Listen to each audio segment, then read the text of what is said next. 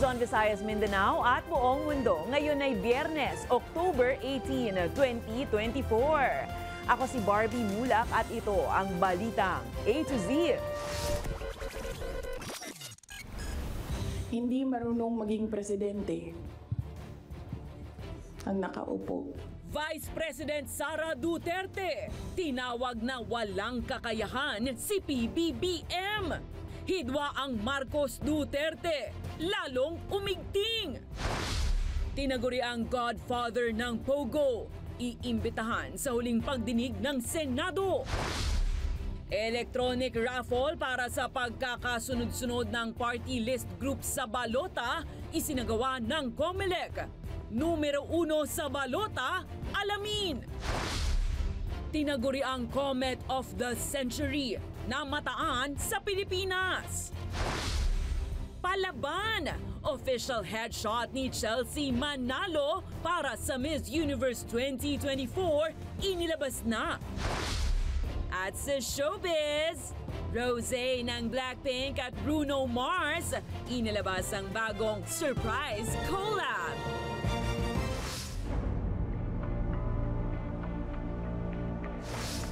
Magandang gabi, pambungad sa ating newscast. Walang preno sa kritisismo si Vice President Inday Sara Duterte kontra kay President Ferdinand Bongbong Marcos Jr. Binantaan pa niyang huhukayin ang bangkay ni Ferdinand Marcos Sr. at itatapon sa West Philippine Sea. Pero nang tanungin naman patungkol sa confidential funds, tipid ang bise sa sagot. Alamin ang iba pang pasaring niya sa administrasyon sa Balitang A to Z ni Ian Maghanoy. Starting today, ang tagline ng OVP is, "Drag me to hell." Ika nga, pasmado ang bibig at patuloy ang matitinding patotsyada ni Vice President Inday Sara Duterte kontra kay President Ferdinand Bongbong Marcos Jr. Tila palala kasi ng palala ang batuhan ng putik sa pagitan ng dalawa. Nabanggit pa ang pagpapahukay sa amang si dating Pangulong Ferdinand Marcos Sr. Isang beses sinabihan ko talaga si Senator Amy.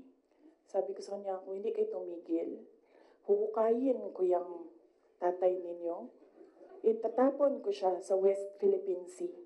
Taong 2016 nang ipag-utos ni dating Pangulong Rodrigo Duterte ang pagpapalibing kay dating Pangulong Ferdinand Marcos Sr. sa libingan ng mga bayani. Pero bakit nga ba biglang tila nagpupuyos ngayon si VP Sara? Nagsimula ang kanilang sagutan nang sabihin ng Pangulo na na-deceive o niloko siya ng bise sa kanilang relasyon nang unang sabihin ni Duterte na kailanman ay hindi sila naging magkaibigan ni PBBM. Actually, nung narinig ko yung deception, naisip ko pa, hindi ko na siya sasagutin. Kasi for the love of God, presidente ka na. Importante pa ba yung nararamdaman mo? Dagdag pa ni VP Sara, hindi marunong maging presidente ang nakaupo. Kasalanan ko ba yun?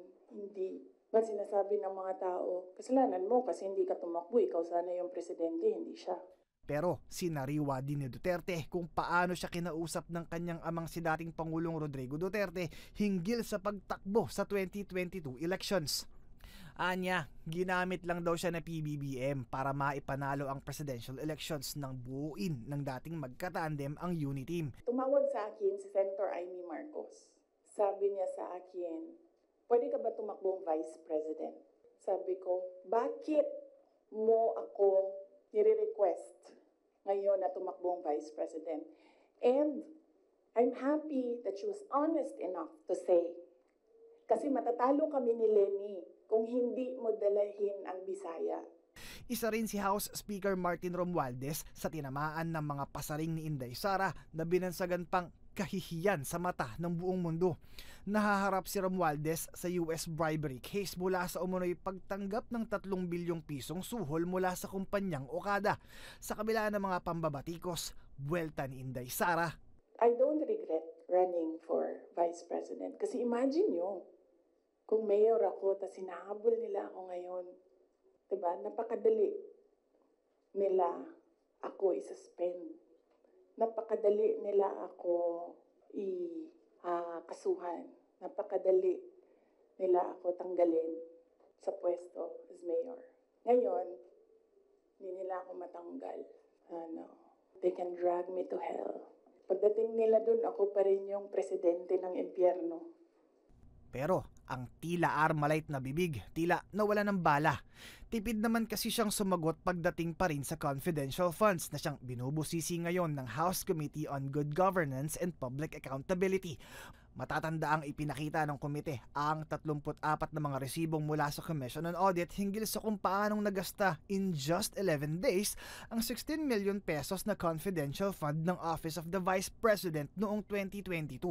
Ang sagot lamang niya, ginagamit lamang ito para mapatalsik siya sa pwesto. Kahit anong sabihin ng tao na nakaupo doon, ng resource person, kukontrahin siya noong nagtatanong. Walang tamang sagot sila tatanggapin. Sa ngayon, hihintayin pa ng bise ang sunod na patawag sa kanya ng komite para sagutin ang mga katanungan ng publiko hinggil sa paggastos ng confidential funds ng OVP. Para sa Balitang A to Z, Ian Maghanoy. Iimbitahan ng Senate Committee ni Senator Riza Ontiveros ang umano'y godfather ng Pogo na si Lin Juan alias Liu Dong na sa huling pagdinig ng Senado sa isyu ng iligal na pogo sa bansa. Ayon kay Ontiveros, malaking bagay sa investigasyon laban kay Alice Go ang magiging testimonya at pagsisiwalat ni Liu Dong. Madalas na kasing nababanggit ang pangalan niya sa mga naunang pagdinig ng Senado sa kontrobersyal na gawain ng mga pogo sa Pilipinas. Naniniwala rin si Ontiveros na may mas malaking pogo boss pa na kailangang matimbog ng mga otoridad bukod kay Liu Dong at Go. Kaya naman anya nasa gobyerno na raw ang desisyon kung susundin nila ang leads na nakuha ng Senado para tuluyan ng maaresto ang mga sangkot sa pogo sa Pilipinas.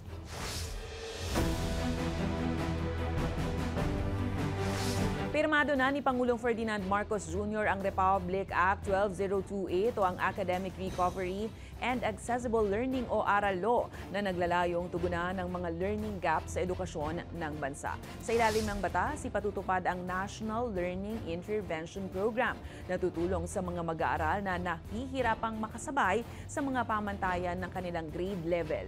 Layon din nitong tugunan ang learning loss na dulot ng pandemya. Sa kanyang talumpati, sinabi ni PBBM na 75% ng mga Pilipinong mag-aaral ay hindi umabot sa minimum proficiency level sa pagbabasa, matematika at agham base sa resulta ng 2018 Program for International Student Assessment o PISA.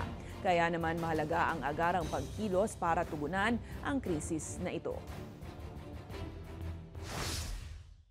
This disheartening trend remained alarmingly the same, highlighting the urgency of the learning crisis that we confront today. It is imperative, therefore, that we acknowledge this massive challenge, determine the necessary steps, and prioritize the implementation of learning interventions. Itinalaga na ni Pangulong Ferdinand Bongbong Marcos Jr. si Manila Times head Dante Ang para pamunuan ang Commission on Filipinos Overseas. Batay sa appointment paper, ipagkakatiwala ni PBBM kay Ang nabanggit na pwesto na minsan nang hinawakan ng kanyang ama na si Dante Ang Sr. Gagampanan ni Ang na pangalagaan ang kapakanan at estado ng mga Pilipino sa ibang bansa. Papalitan niya bilang chairperson ng komisyon si Romulo Arugay.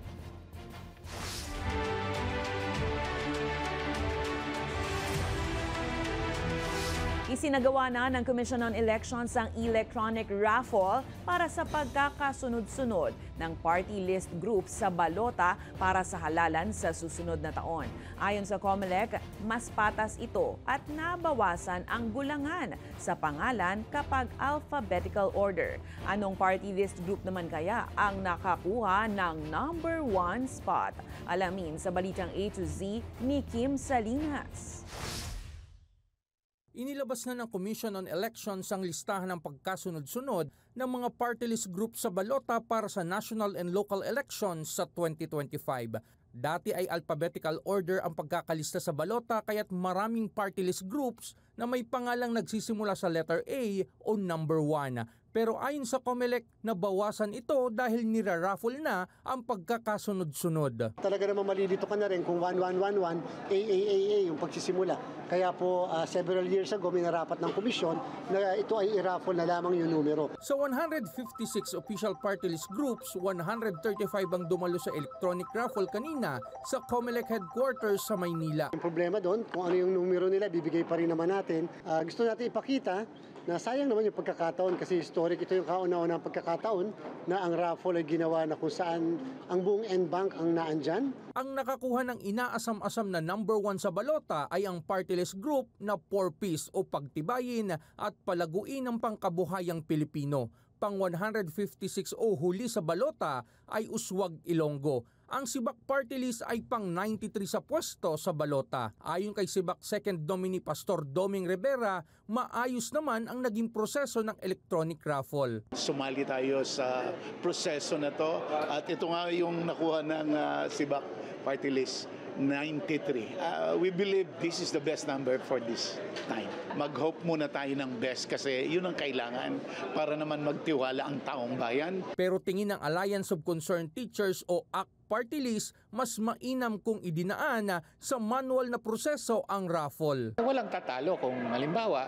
ano na lang yan, manual na may tambiolo ka, na may bubunutin, di wala talagang question sa pagiging random ng assignment ng mga numbers. Paliwanag ng COMELEC, taong 2013 pa inalis ang tambiolo bilang paraan ng bunutan dahil hindi ito organisado at kumakain pa ng mahabang oras. Ipinatesting din sa mga party list group ang automated counting machine o ACM na gagamitin sa araw ng halalan. Pero ayon sa ACT Teachers Party List Group, kailangang pa ring bantayan ang bilangan. Nakabantay ang lahat sa pagbibilang ng aktual na balota at hindi dumadaan sa makina na palaging magkakaroon ng duda kung mapagkakatiwalaan ba yung makina. Paliwanag ng COMELEC, sa pamamagitan ng automated counting machine, marireview na ng botante at makikita ng malaki sa screen ang kanyang mga ibinoto at maiiwasan pa ang mga insidente ng paper jam.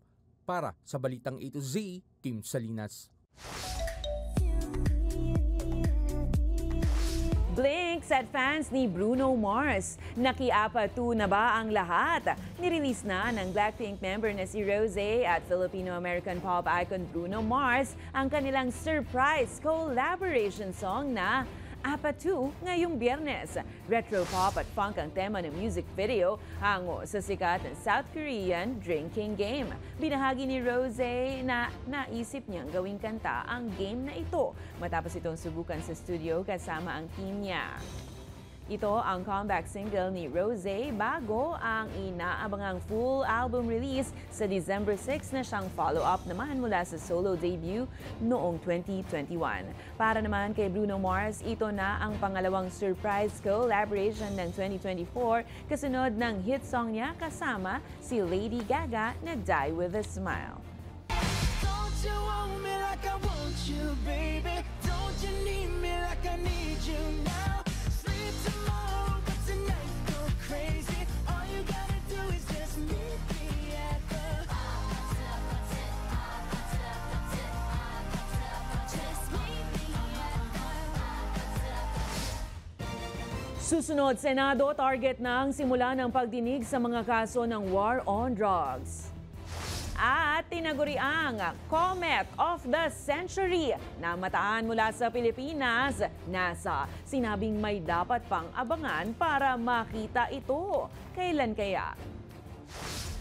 Abangan ang kumpletong ulat sa pagbabalik ng Balitang A to Z.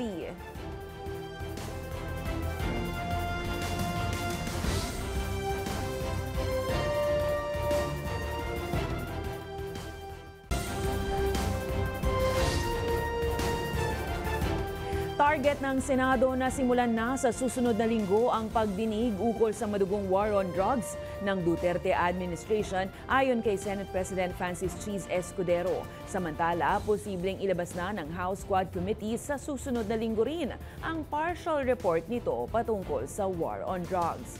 Ang Balitang A to Z ni Ace Cruz.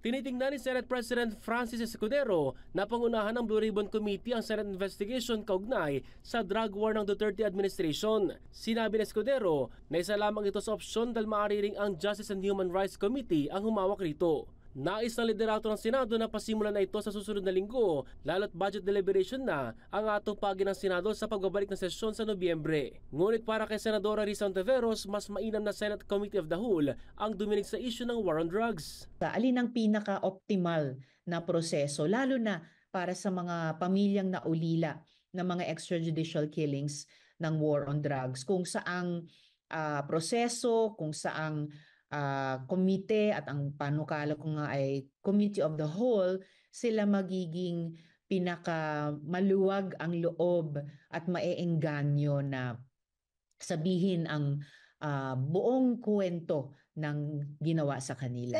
Nais din ng senador na maimbitahan mismo si dating Pangulong Rodrigo Duterte sa pagdinig. Mas grabe yung pakiramdam sigurado ko nung mga naulila talaga at nabalo ng EJ case. At kung itahin ni Senate President si Duterte bilang resource persons, kahit hindi ako naglo-look forward, tatanungin ko talaga siya. Sa datos ni Ontiveros, sa 30,000 biktima ng extrajudicial killing sa war on drugs, 3 pa lang ang nabigyan ng hustisya. Naniniwala siyang mas mabubunyag ang katotohanan sa Senate hearing ngayong wala na sa poder si Duterte at nabuwag ng unit team. Ngayon pa na wala na siya sa kapangyarihan, at least sa Office of the President. Ngayon pa na, well, sorry sila kasi naghiwalay na nga silang unit team, wala na silang unit team.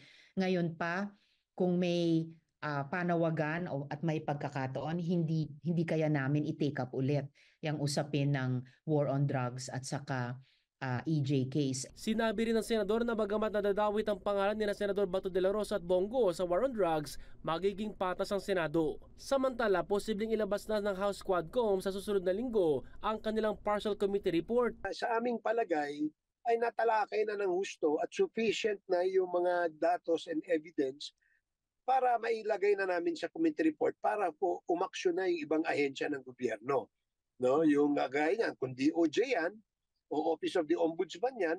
Ayon kay Barbers, kabilang sa lalamanin ng committee report ay ang pangalan ng mga personalidad na sangkot sa extrajudicial killings na irerekomenda nilang kasuhan. Para sa Balitang A to Z, Ace Cruz.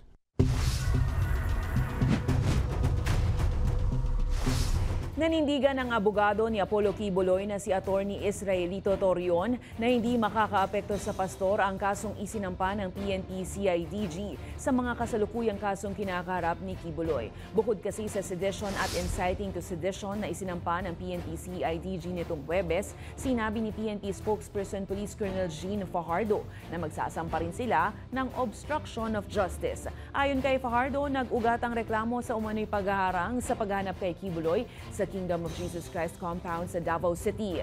Nagpatuloy naman ang preliminary conference at pagmamarka ng ebidensya sa Quezon City RTC Branch 106 nitong Biyernes kung saan naharap sa mga kasong child at sexual abuse si Quiboloy at ang kanyang mga kasamahan. Inaasahan ang pre-trial pagkatapos makumpleto ang mga ebidensya. If that is the case, we will await the filing of the new complaints. Sige lang, yan siguro ang nakita nilang tamang gawain, and we will file our own counter affidavit proving among others that we are innocent of the charges.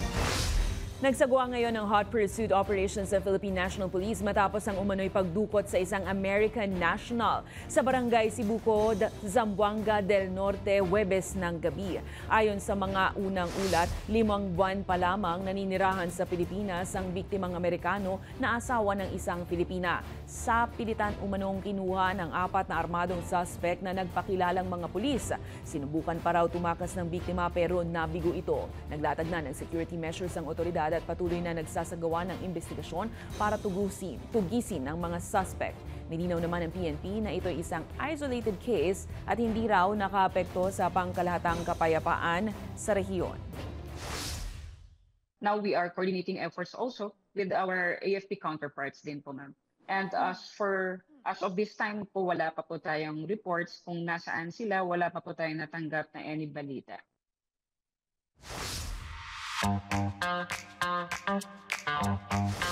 Isa ka rin ba sa mga nakasaksi sa tinaguriang Comet of the Century nitong Huwebes sa iba't ibang bahagi ng Pilipinas? Nasilayan nga ng marami ang Comet Chuchin-Shan Atlas o kilala rin bilang si Comet C 2023-A3 o Comet of the Century. Sa mga video na nakuha ng netizens, makikita ang mabilis at maliwanag na pagdaan ng kometa sa kalangitan. Makasaysayan ito dahil tuwing 80,000 taon lang bumabalik sa ating solar system ang naturang comet. Pero wait, there's more. Ayon po sa Pag-asa, may pagkakataon pang makita ang comet. Alas 6:30 ng gabi hanggang alas 7 hanggang katapusan ng buwan. Abiso naman ng NASA, abangan ng October 24 Huwebes para sa mas malinaw na tanaw ng comet.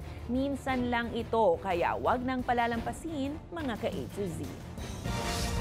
Sa aming pagbabalik, Miss Universe Philippines, inilabas na ang face card ng pambato ng Pilipinas na si Chelsea Manalo para sa nalalapit na Miss U pageant. Netizens, ano ang reaksyon? At Paskong Pasko na nga talaga. Grand Christmas decorations pinasinayaan sa isang mall sa Makati City. Manatiling nakatuto, kayo ay nanonood ng Balitang A to Z.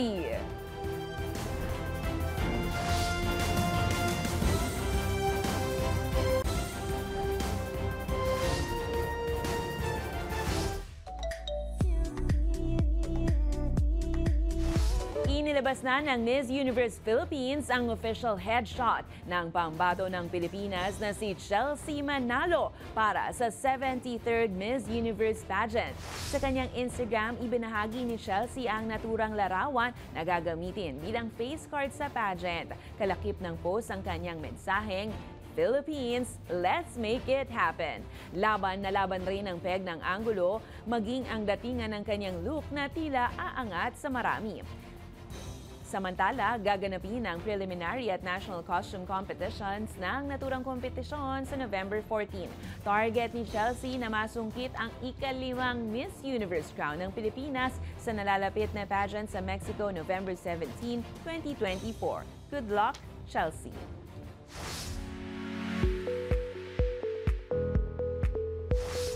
Naging maningning ang Biyernes ng gabi dahil sa launching ng Grand Christmas decorations sa isang mall sa Makati City. Ang pasilip, hatid sa Balitang A to Z ni Lane Garcia. You better watch out mga ka-A to Z because Santa is here! At kung ganito naman kagaganda ang mga Christmas decorations na inyong makikita, siguradong mapapa-Merry Christmas ka in advance!